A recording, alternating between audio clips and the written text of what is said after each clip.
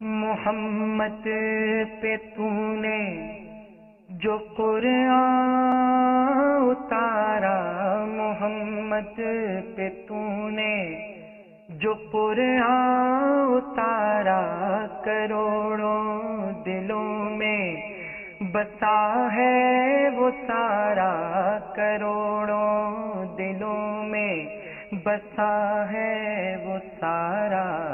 اے قرآن کے مالک گزارش ہے تجھ سے، میرے دل میں قرآن بسا میرے مولا۔ اے قرآن کے مالک گزارش ہے تجھ سے، میرے دل میں قرآن بسا میرے مولا۔ ماشاء اللہ، تبارک اللہ۔ تو اب بہت فرمائش ہے، لیکن اس سے پہلے میں ایک سوال آپ سے کرنا چاہوں گا جناب، اور وہ میں ذاتی طور پر بہت دیر سے آپ سے پوچھنا چاہ رہا تھا، کیونکہ یہ میں آپ سے جاننا چاہتا ہوں ذاتی طور پر۔ ویسے تو اب میں جب کروں گا تو سبھی مشتاق ہو جائیں گے۔ سوال یہ ہے کہ آپ مدینہ منورہ میں رہتے ہیں اور ماشاءاللہ حرم نبوی صلی اللہ علیہ وسلم کی بہت قریب ہے، قریبی گھر ہے۔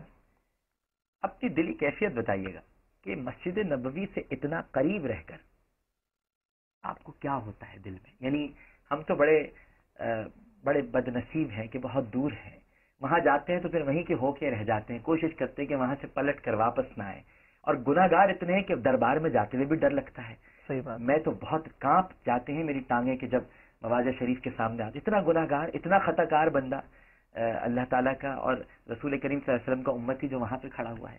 تو آپ وہاں قریب رہتے ہیں، بہت قریب ہیں، آپ مدینے کے پڑوسی ہیں، آپ نبی کریم صلی اللہ علیہ وسلم کے گھر کے پڑوسی ہیں آپ، تو سرکار صلی اللہ علیہ وسلم کے پڑوس میں رہنا حضور کیسا لگتا ہے یہ بتائیے۔ اللہ تعالیٰ کا جتنا شکر ادا کیا جائے کم ہے کہ رسول اللہ صلی اللہ علیہ وسلم کا پڑوس یہ اللہ تعالیٰ کا ایک فضل ہے، اور ایک ایسی کیفیت ہے ڈاکٹر صاحب کہ اس کو بیان کرنا ایک ایسی روحانی کیفیت ہوتی ہے انسان کی کہ جب انسان رسول اللہ صلی اللہ علیہ وسلم کے دربار میں جاتا ہے تو واقعتاً اس کی وہی کیفیت ہوتی ہے کہ ٹانگیں اس کی لڑکھڑانے لگتی ہیں اور دل اس کا جو ہے وہ دھک دھک کرنے لگتا ہے کہ اپنی یہ گناہ گار شکل لے کے آدمی حضور صلی اللہ علیہ وسلم کے سامنے کیا پیش کرے گا۔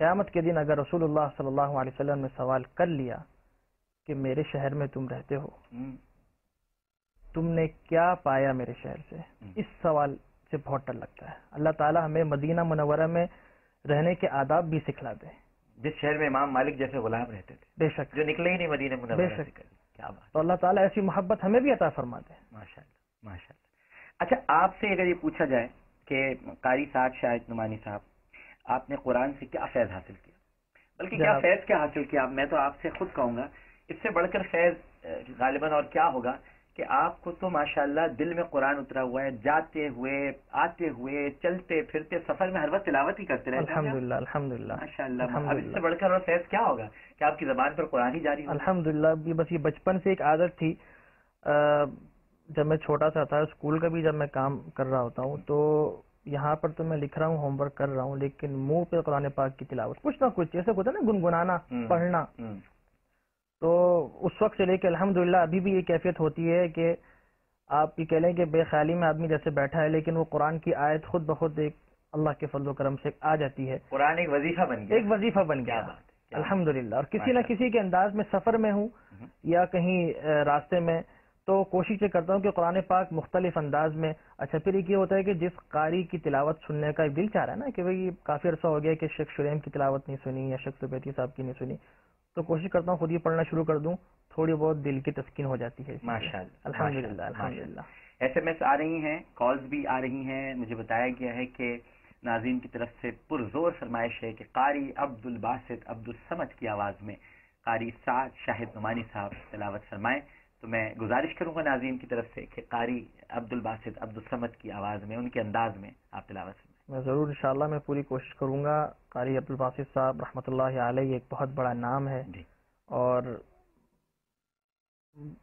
کوئی ان کی خاک تک نہیں پہنچ سکتا. جو ان کا ایک قرآن پاک میں ایک مقام تھا، صحابہ کرام اور یہ ہمارے انبیاء علیہ الصلاۃ والسلام، اس کے بعد جتنی بھی ہستیاں آئی ہیں، جو قرہ آئے ہیں پڑھنے کے حوالے سے، فن کے حوالے سے جو سب سے بڑا نام اس وقت وہ شیخ محمود خلیل الحصری صاحب رحمۃ اللہ علیہ کا ہے.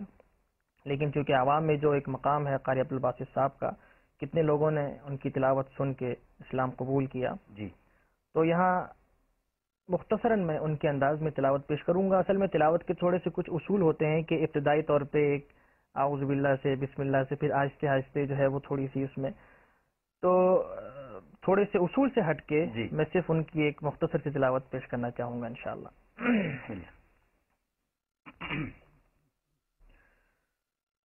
بسم اللہ الرحمن الرحیم. الحمد للہ رب العالمین الرحمن الرحیم مالک یوم الدین ایاک نعبد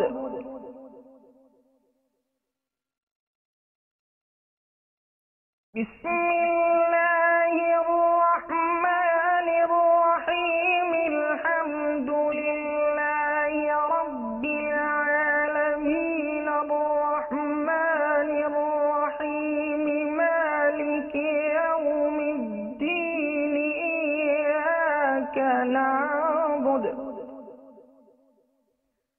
ایاک نعبد وإياك نستعين.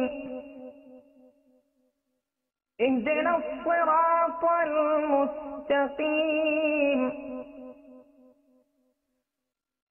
صراط الذين أنعمت عليهم غير المغضوب عليهم ولا الضالين.